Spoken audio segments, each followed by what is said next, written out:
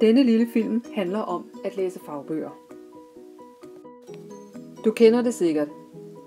Du læser og læser, og alligevel er det som om, det ikke rigtig sætter sig fast.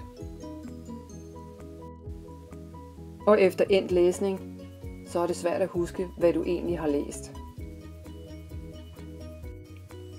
Måske du kan prøve at gøre det på en anden måde. Metoden hedder faglig læsning. Før du overhovedet begynder at læse, skal du orientere dig i teksten. Bladr gennem alle siderne og kig på afsnit, kig på tegninger, på billeder, på grafer. Få en idé om, hvad det her handler om. Overvej, hvad du kender til emnet i forvejen. Her er det et kapitel, der handler om vejrtrækningen, og bogen hjælper dig lidt på vej. Der står her: forestil dig, at du lige har løbet rigtig stærkt, fordi du var ved at komme for sent til bussen. Du kan næsten ikke få luft. Hvordan føles det at være så forpustet? Når du aktiverer din forhåndsviden, gør du det lettere for dig selv at læse og forstå nyt stof. Når man læser en tekst, er det vigtigt at kende sit læseformål. Altså formålet med, at du læser denne tekst.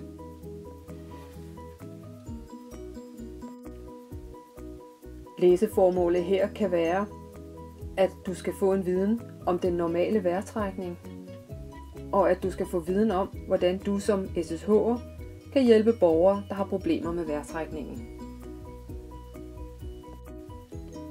Du bør også sætte dig et læsemål. Som eksempel på læsemål kan vi tage kapitlet Vejrtrækningen. Her kan en række læsemål være, for eksempel at du skal kunne forklare, hvordan den normale vejrtrækning foregår. Du skal kende og kunne bruge begreber som ilt og kuldioxid. Du skal vide, hvordan man bevarer en sund vejrtrækning. Og du skal kende de mest almindelige sygdomme i luftvejene.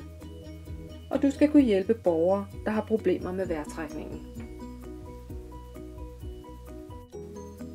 Når du kender målet med din læsning, kan du lave dig en læsestrategi.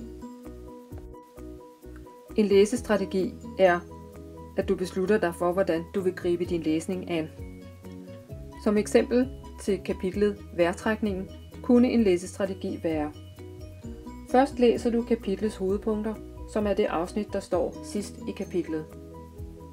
Så læser du grundigt i afsnittene om den normale vejrtrækning. Herefter læser du grundigt i afsnittene, der handler om at have problemer med vejrtrækningen. Og hele tiden har du fokus på dine læsemål. Lad mig lige ridse de gode råd op. Punkt 1. Orienter dig i teksten. Punkt 2. Hvad kender du til emnet? Punkt 3. Hvad er dit læseformål? Punkt 4. Hvad er dit læsemål?